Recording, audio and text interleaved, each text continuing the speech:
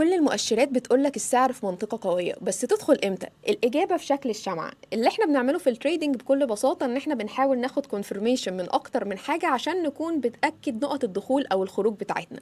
فاللي احنا هنتكلم عليه النهاردة هو شكل الشمعة، وده حاجة مهمة جدا من الحاجات اللي ممكن تكون بتاخدها كشكل من اشكال الكونفirmation بتاعتك. لما تلاقيهم عند مناطق الدعم تعرف ان هي دي نقطة دخول قوية.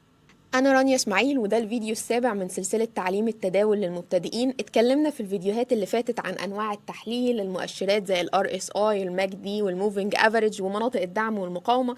والنهاردة هنتكلم عن واحدة من أهم علامات الدخول أو الخروج بتاعتنا، وهي الشموع الانعكاسية. أول حاجة، يعني إيه شمعة انعكاسية؟ شمعة انعكاسية هي شكل من أشكال الشموع اليابانية بتظهر عند مناطق الدعم أو المقاومة، بتقول لنا إن السعر هينعكس.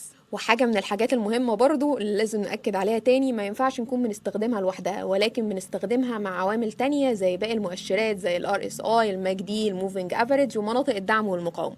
تعالوا نشوف مع بعض أهم 5 أشكال للشموع الانعكاسية لازم تكون بتعرفهم.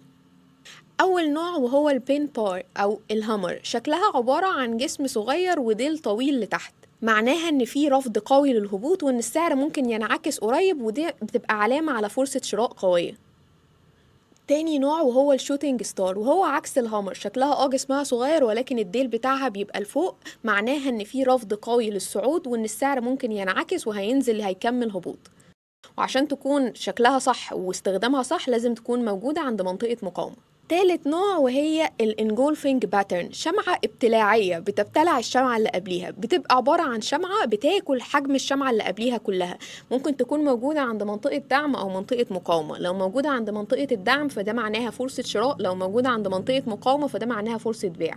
رابع نوع وهو الدوجي، جسمها صغير جدا وبتعبر عن تردد، لو جت بعد ترند قوي سواء ترند صاعد أو هابط فده بيدل على ضعف الترند واحتمال إن الاتجاه يكون بينعكس قريب.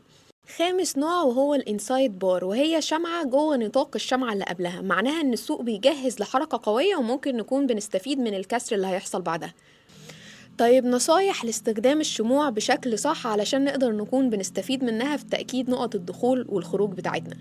أول حاجة، استخدمها بس عند مناطق الدعم أو المقاومة، يعني لما تظهر عند مناطق الدعم أو المقاومة، وبتأكيد من باقي المؤشرات اللي انت بتستخدمها كجزء من الاستراتيجية بتاعتك.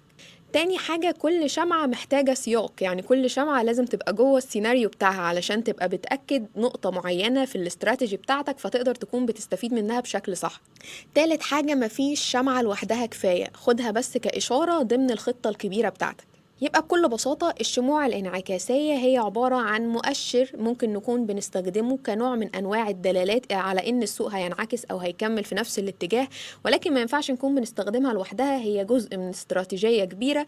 ما ينفعش نكون بنستخدمها لما تظهر كده في المطلق، ولكن لازم نكون بنستخدمها لما بتظهر عند مناطق الدعم والمقاومة، لأن ده دليل على الانعكاس هيكون بيحصل في حركة السعر.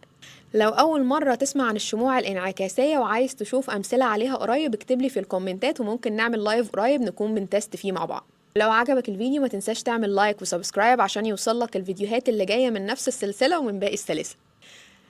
أما بقى لو عايز تكون بتبتدي في التريدينج بشكل فعلي، اكتبلي مهتم في الكومنتات وهبعتلك تفاصيل الكورس بتاعي لتعليم التداول للمبتدئين اللي من تاني أسبوع فيه بتبتدي تكون بتبراكتس وبتجرب بشكل عملي.